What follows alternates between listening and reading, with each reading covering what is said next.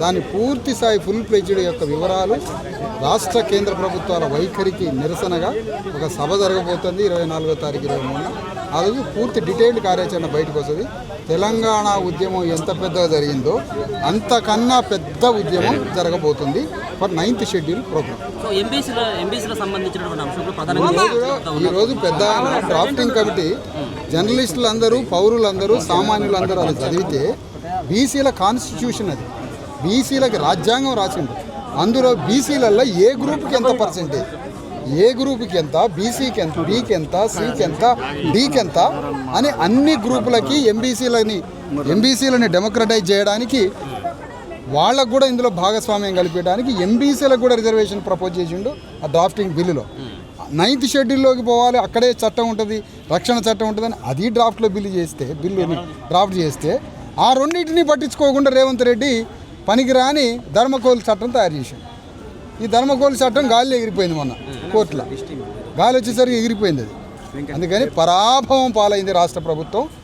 అందుకని రేవంత్ రెడ్డి మొదట వచ్చి తెలంగాణ రాష్ట్ర ప్రభుత్వం అంతా, సార్ను కూడా అక్కడక్కడ కొంతమంది మంత్రులు ఏం తెలుసు వారికి, ఈశ్వరయ్య గారు ఏదేదో మాట్లాడతాడని 2-3 మంత్రులు అన్నారు.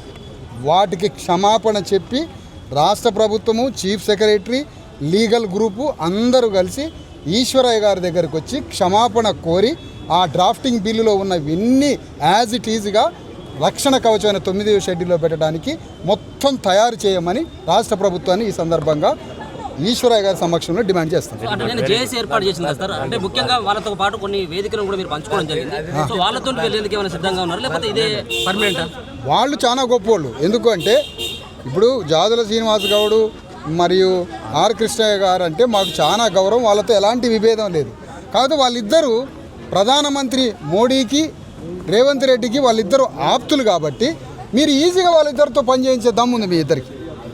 ఇప్పుడు ప్రధానమంత్రి నరేంద్ర మోడీ ఆర్ కృష్ణయ్య గారికి చాలా దగ్గర. 540 పార్లమెంటు సభ్యుల్లో బాగా గుర్తుపట్టేది ఆర్ కృష్ణయ్య గారినే. కౌగిలించుకుంటాడు 10 నిమిషాలు. కాబట్టి ఆయన పార్లమెంటు సభ్యుడు, మళ్ళీ బీజేపీ రాజ్యసభ సభ్యుడు. కాబట్టి ఆర్ కృష్ణయ్య గారు నరేంద్ర మోడీతోటి 9th షెడ్యూల్లో పెట్టించే పని వారికి గంట పనే. కాబట్టి ఈ పని అర్జెంటుగా ఆర్ కృష్ణయ్య గారు చేయాలి.